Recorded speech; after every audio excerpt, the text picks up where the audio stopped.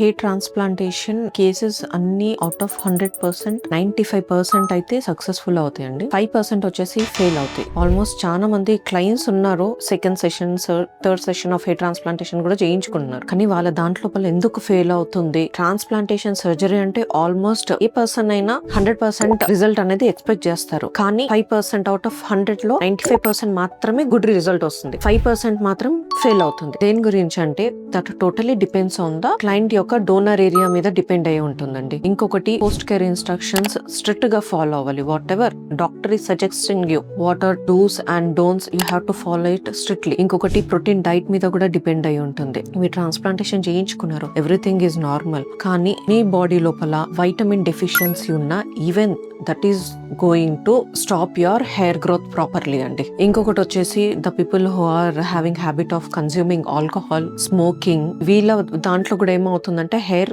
Growth అనేది retard అయిపోతుంది. సరిగ్గా ప్రాపర్ గా హెయిర్ గ్రోత్ అనేది కూడా అవ్వదు. సో ఈ ఫ్యాక్టర్స్ అన్ని కన్సిడర్ చేయాలన్నమాట. మీరు ట్రాన్స్ప్లాంటేషన్ చేయించుకుంటున్నారంటే అట్లీస్ట్ 3 to 6 months వరకు follow post care instructions very strictly. Surgery అయిన తర్వాత కూడా compulsory plasma therapy is mandatory అండి for very good growth, volume and density of the hair.